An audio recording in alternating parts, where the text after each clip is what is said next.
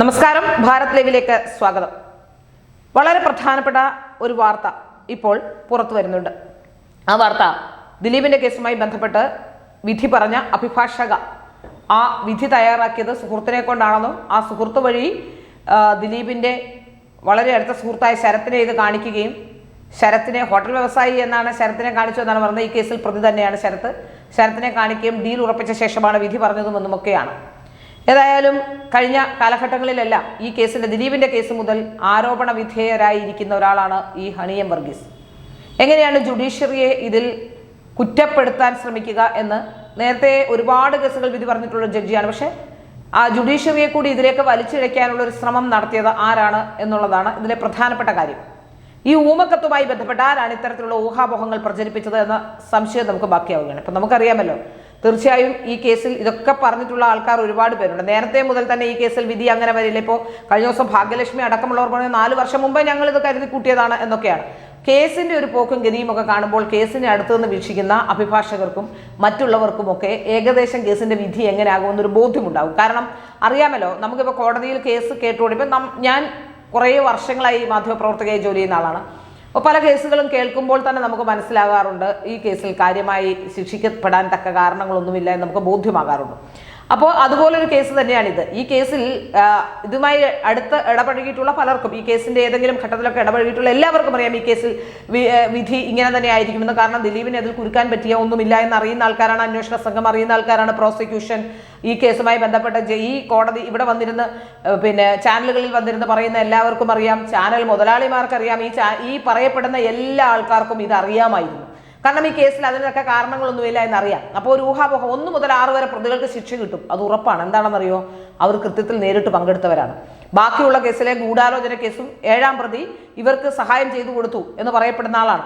8ാം പ്രതി ഗൂഢാലോചന കേസിൽ പ്രതിയാണ്. ഇതിൽ ഗൂഢാലോചനയുടെ പങ്കുണ്ടെന്ന് വിശ്വസിക്കുന്ന ആളാണ്. ഗൂഢാലോചന കാര്യമായി തെളിയിക്കാൻ കഴിയില്ല എന്ന് എല്ലാവർക്കും അറിയുന്ന കാര്യവുമാണ്. അതിന് കൃത്യമായ തെളിവില്ലാതെ ഒരു ഗൂഢാലോചന, പ്രത്യേകിച്ച് ഇത്രയും സെൻസിറ്റീവായ കേസിലൊന്നും തെളിയിക്കാൻ കഴിയില്ല. അപ്പോൾ നമുക്കിതിൽ നിന്ന് എവിടെയെങ്കിലും എന്തെങ്കിലും ഒരു സാധനം വെച്ചുകൊണ്ടൊന്നും തെളിയിക്കാൻ കഴിയുന്ന കാര്യങ്ങളല്ല. നല്ല തെളിവുകൾ, കൃത്യമായ തെളിവുകൾ ഉണ്ടെങ്കിൽ മാത്രമേ ഗൂഢാലോചന തെളിയിക്കാൻ കഴിയൂ. ഇങ്ങനെ ഒരു ഊമക്കത്ത് എഴുതാൻ വലിയ ബുദ്ധിമുട്ടൊന്നും വേണ്ട. കാരണം എന്താണെന്ന് വെച്ചാൽ ഈ ഊമക്കത്ത് എഴുതിയവരെ കൃത്യമായി കണ്ടെത്തേണ്ടതുണ്ട്. കാരണം ഈ ഊമക്കത്ത് എഴുതിയവരെ കണ്ടെത്തിയാൽ ആരാണ് ഈ കോടതികളെ ഇത്തരത്തിൽ മോശപ്പെടുത്താൻ ശ്രമിച്ചതെന്നുള്ളതിന്റെ കൃത്യമായ ഉത്തരം, ദിലീപിനെ കുരുക്കാൻ ശ്രമിക്കുന്ന ഗൂഢാലോചന സംഘങ്ങൾ ആരാണെന്നുള്ളതിന്റെ കൃത്യമായ ഉത്തരം, ഇതൊക്കെ കൃത്യമായി ലഭ്യമാകുമെന്ന കാര്യത്തിൽ സംശയമില്ല. കാരണം ഏതായാലും ദിലീപുമായി ബന്ധപ്പെട്ടവരോ അല്ല ഇത്തരമൊരു കേസ് പ്രചരിപ്പിച്ചതെന്ന് നമുക്ക് വ്യക്തമായി മനസ്സിലാക്കാൻ സാധിക്കുന്നു. ഇത്തരമൊരു കേസ് പ്രചരിപ്പിക്കുന്നത് ആരാണ് എന്ന് ഇപ്പോഴത്തെ ചാനലിലെ കരച്ചിലും ബഹളത്തിലും ഒക്കെ നമുക്ക് മനസ്സിലാക്കാൻ പറ്റും. ഏതാണ്ട് ഒരു 3 ദിവസം മുമ്പ് തൊട്ട് നമ്മൾ ശ്രദ്ധിക്കേണ്ട കാര്യമാണ്. ദിലീപിന്റെ കേസിലേക്ക് വരുന്നത് ഒരു 3 ദിവസം, ഇപ്പൊ 8ാം തീയതി വിധി വരുന്നുണ്ടെങ്കിൽ 5ാം തീയതി 6ാം തീയതി മുതൽ ഈ ബഹളങ്ങൾ തുടങ്ങിയിട്ടുണ്ട്. കാരണം എന്താണെന്ന് വെച്ചാൽ 5ാം തീയതി 6ാം തീയതി വരെ രാഹുൽ മാങ്കൂട്ടർ സജീവമായി നിൽക്കുകയായിരുന്നു. രാഹുൽ മാങ്കൂട്ടത്തെ ഒരു വഴിക്ക് എത്തിച്ചിട്ട് രാഹുൽ മാങ്കൂട്ടത്തിന്റെ അറസ്റ്റ് തടഞ്ഞ അന്നു മുതൽ ദിലീപിലേക്ക് ഫോക്കസ് ആയി. അപ്പോൾ തീർച്ചയായിട്ടും ചാനലുകാരെ സംബന്ധിച്ചിടത്തോളം അപ്പോൾ അന്നു മുതൽ ചാനലുകളിൽ കരച്ചിലും വിളിയും ബഹളവുമാണ്. ഈവൻ ഈ പ്രതിയുടെ അഭിഭാഷകയുടെ പോലും പല കരച്ചിലും വിളിയും ഒക്കെ തുടങ്ങിയിരുന്നു. ഏതായാലും ഈ വാദിയുടെ അഭിഭാഷക പോലും വളരെ കൃത്യമായി തന്നെ വിധി എന്താകുമെന്ന് അറിയാമായിരിക്കും എന്നുള്ള അഭിഭാഷക സംസാരിക്കുന്നത് കേൾക്കുമ്പോൾ തന്നെ നമുക്ക് മനസ്സിലാക്കാൻ സാധിക്കുന്നുണ്ട്. അപ്പോൾ നാളെ വരട്ടെ, അത് കഴിഞ്ഞ ശേഷം പറയാം. അങ്ങനെ പറയാൻ ഒരുപാട് കാര്യങ്ങളുണ്ട്. അപ്പോൾ ഇന്നലെ അതുപോലെ തന്നെ ചില കാര്യങ്ങൾ പുറത്തു വരാനുണ്ട് എന്ന് ഈ കേസിൽ ഉടനീളം ചാനൽ ചർച്ചകൾ പങ്കെടുത്തിട്ടുള്ള ബൈജു കൊട്ടാരക്കര പറയുന്നു. അതിപ്പോൾ പറയുന്നില്ല, നാണം കെട്ടൊരു കാര്യമാണ്. സത്യത്തിൽ ബൈജു കൊട്ടാരക്കര ഒന്ന് ചിലപ്പോൾ തീർച്ചയായിട്ടും ഒന്ന് ക്വസ്റ്റ്യൻ ചെയ്ത് നോക്കിയാൽ ഈ കത്തിന്റെ ഉറവിടം ചിലപ്പോൾ അറിയാൻ കഴിയുമെന്ന് എനിക്ക് തോന്നുന്നത്. കാരണം ഏതോ ഒരു നാണം കെട്ട കാര്യം പറയാനുണ്ട്, അത് പറയുന്നില്ല എന്നൊക്കെ ഇന്നലെ അയാൾ പറയുന്നുണ്ട്. അപ്പോൾ ഇങ്ങനെ നിരവധി കാര്യങ്ങൾ വരുമ്പോൾ ആരാണ് ജുഡീഷ്യറി, ഈ കേസിലുടനീളം ജുഡീഷ്യറിയെ സംശയത്തിന്റെ നിഴലിൽ നിർത്താൻ ശ്രമിച്ചവരാണ് ഈ കത്ത് എഴുതുന്ന കാര്യത്തിൽ ഒരു സംശയവുമില്ല. ജുഡീഷ്യറിയെ ഈ കേസിന്റെ തുടക്കത്തിലുള്ള ഇപ്പം നമുക്കറിയാം, ആദ്യം മുതൽ തന്നെ ജിഷ കേസിന്റെ ആ കേസുമായി ബന്ധപ്പെട്ട പ്രോസിക്യൂട്ടറായിരുന്നു സുരേഷൻ ഈ കേസിൽ നിന്ന് പോകുന്നു. പ്രോസിക്യൂട്ടർ പലപ്പോഴും ഇതുമായി ബന്ധപ്പെട്ട് നമുക്കറിയാം തലേ ദിവസം മുതൽ തുടങ്ങി ജഡ്ജിയിൽ നിന്നാണ് വിധി വരുന്നത്. അതായത് ഈ ജഡ്ജി ഞാനൊന്ന് റെക്കോർഡ് ചെയ്യുമോ എഴുതുമോ എന്ന് ചോദിച്ചപ്പോൾ സ്റ്റെനോഗ്രാഫറായില്ല ഇരിക്കുന്നതെന്ന് പറഞ്ഞു എന്നൊക്കെ പറഞ്ഞു. നിങ്ങൾക്ക് ആർക്കും, സാധാരണ ജനങ്ങൾക്ക് അറിയാത്ത ചില കാര്യങ്ങൾ പറഞ്ഞുതരാം. അതായത് ചിലപ്പോൾ ഒരുപക്ഷെ സാധാരണക്കാർക്ക് ഇതിൻ്റെ ഒരു ന്യായവും ഒന്നും അറിയില്ല. ഈ മാധ്യമങ്ങൾ പറയുന്നത് കേട്ട് വിശ്വസിക്കുന്ന ഒരുപാട് പേര് വിളിച്ചിരുന്നു. പല ആൾക്കാർ വിദ്യാഭ്യാസമുള്ളവർ ഈ മാധ്യമങ്ങൾ കേട്ട് പറയുന്ന കഥകൾ കേട്ടിട്ട് എന്നോട് ഒരുപാട് പേര് ചോദിച്ചു. ഒരുപാട് പേരെ ഞാൻ പറഞ്ഞ് മനസ്സിലാക്കാൻ ശ്രമിച്ചിട്ടുണ്ട്. അതായത് ഒരു കേസിൽ വാദിയും പ്രതിയും ഉണ്ടാവും. ഈ കേസിൽ 10ഓളം പ്രതികളുണ്ട്. ഈ 10 പ്രതികളുടെ അഭിഭാഷകർ ഈ വാദിയോട് ചോദ്യം ചോദിക്കും, പ്രത്യേകിച്ച് ഇത്തരം ഒരു കേസിൽ. അത് കേസിൻ്റെ പ്രൊസീജിയറാണ്.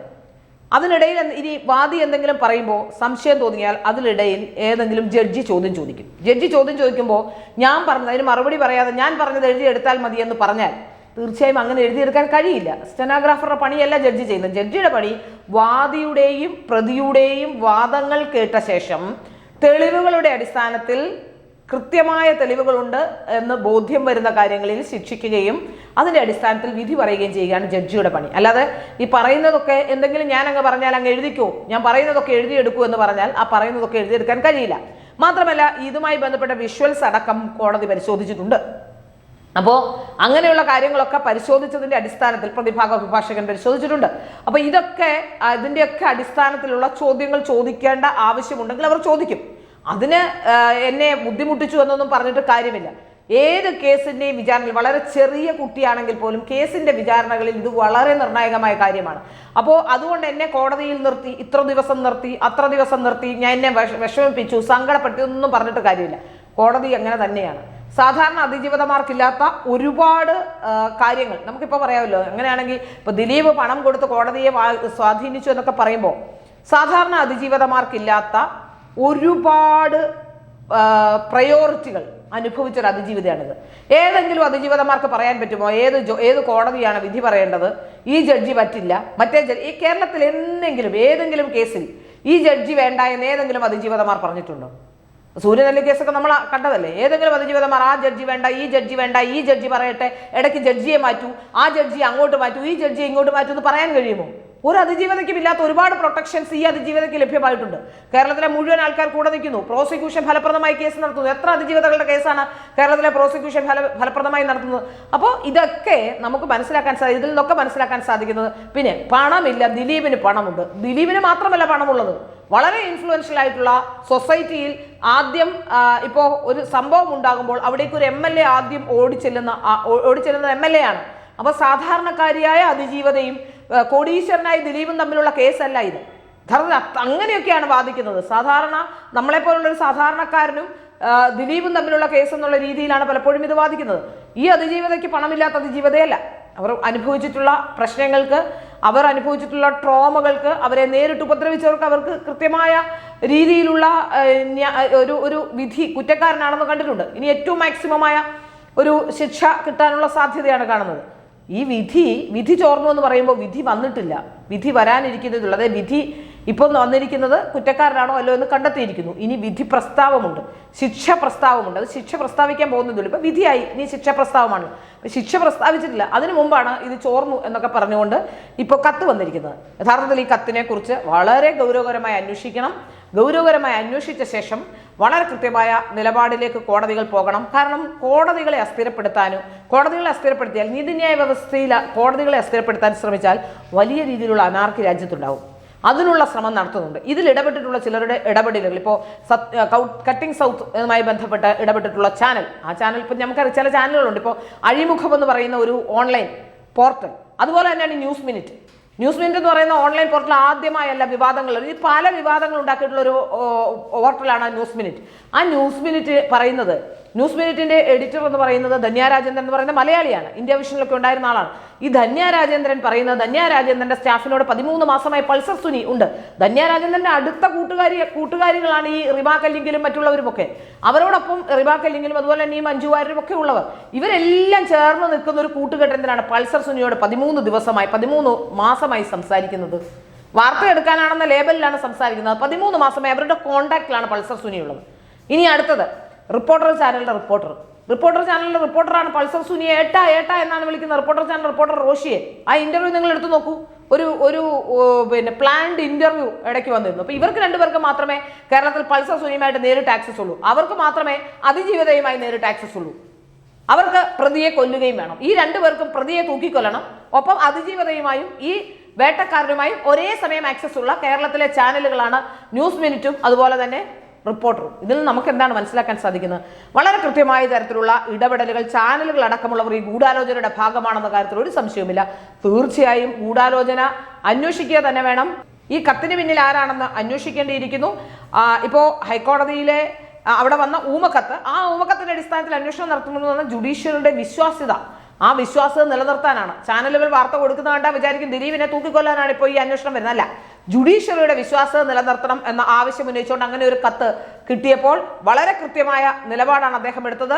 ഈ കത്തിന്റെ പിന്നിൽ ആരാണെന്ന് കണ്ടെത്തണം. ഇനിയും ഒരു കേസിലും ഒരു ജഡ്ജിക്കും ഇത്തരത്തിലുള്ള പ്രശ്നങ്ങൾ ഉണ്ടാവരുത്. ജഡ്ജിമാരെ ഇത്തരത്തിലുള്ള വിഷയങ്ങളിലേക്ക് വലിച്ചിഴക്കരുത്.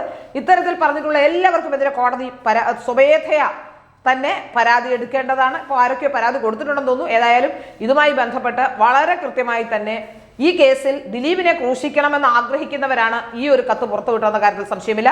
അത് ആരൊക്കെയാണ് നമുക്ക് ചാനൽ തുറന്നു വെച്ചാൽ നമുക്ക് മനസ്സിലാക്കാൻ പറ്റും. ആ കാര്യത്തിൽ യാതൊരു സംശയവും വേണ്ട.